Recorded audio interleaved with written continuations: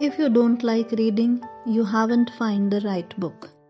मैं अनुराधा आज आपके लिए ट्यूसडेज विद मौरी नाम की किताब का रिव्यू शेयर कर रही हूँ। ये किताब एक मेमोयर है। इसमें प्रोफेसर मौरी अपने स्टूडेंट मिशेल एल्बम के साथ जिंदगी का फलसफा शेयर करते हैं और उनके बीच की बातचीत को ही मिशेल एल्बम ने किताब का रूप दे दिया।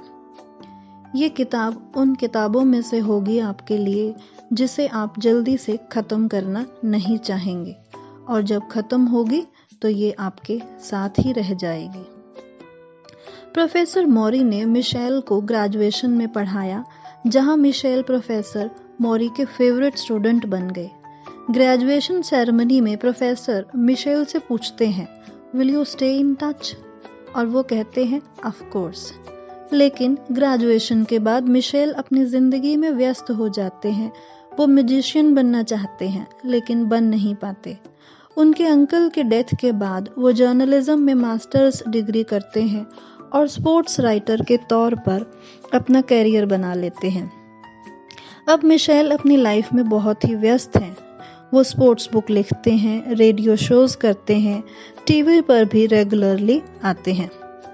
अपनी ग्रेजुएशन के 16 साल बाद एक दिन मिशेल टीवी देख रहे होते हैं जब एक फेमस प्रोग्राम में अपने प्रोफेसर का इंटरव्यू देखते हैं जो कि ALS नाम की जानलेवा बीमारी से ग्रसित है।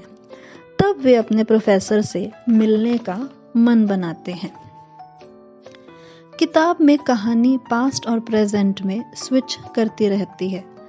पास्ट में प्रोफेसर यूनिवर्सिटी में पढ़ा रहे हैं और साथ ही अपने स्टूडेंट के साथ डिस्कशन कर रहे हैं, और प्रेजेंट में जब वो एक भयंकर बीमारी से ग्रसित हैं और मिशेल जब उनसे हर ट्यूसडे मिलने आते हैं तो उनके साथ वो जिंदगी के हर पहलू, love, marriage, ageing, relationship, forgiveness और डेथ पर अपना नजरिया रखते हुए दिखाई देते हैं।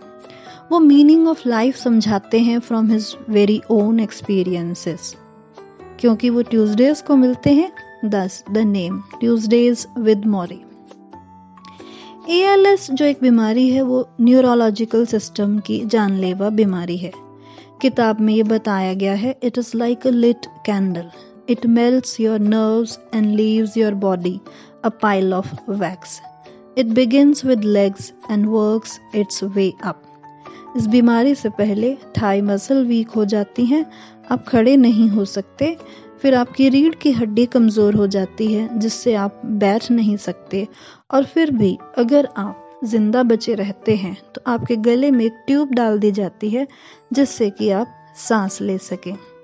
लेकिन फिर भी प्रोफेसर मौरी ये डिसाइड करते हैं कि वो कमज़ोर नहीं पड़ेंगे, वो मरने से नहीं घबराएंगे।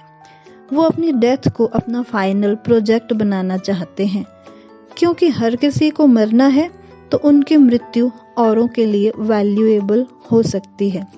He could be a research, a human text book. वो चाहते हैं कि लोग उन्हें जिंदगी से मौत के बीच का फासला तय करते हुए देखें और सीखें। प्रोफेसर मौरी कहते हैं कि एक बार अपने फ्रेंड के फ्यूनरल में जाते हैं तो काफ़ी डिप्रेस्ड होकर घर लौटते हैं, क्योंकि वहाँ लोग उनके फ्रेंड के बारे में काफ़ी अच्छी बातें कहते हैं।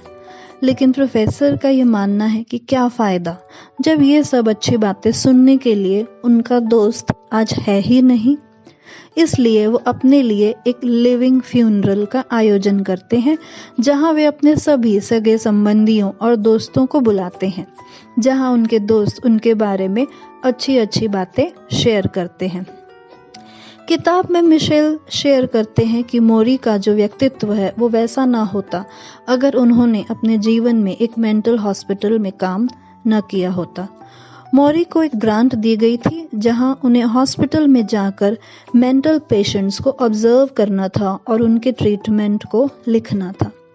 मौरी ने ऐसे पेशेंट्स देखे जो सारा दिन चीखते चिल्लाते थे, ऐसे पेशेंट्स जो सारी रात रोते थे, पेशेंट्स जो खाने से इनकार कर देते थे, जिन्हें दवाई देने के लिए भी बहुत जद्दोजहद करनी पड़ती थी, मॉरिस ने ये जाना कि ज़्यादातर पेशेंट काफ़ी रिच फैमिली से थे। That means wealth did not bye them happiness और कंटेंटमेंट।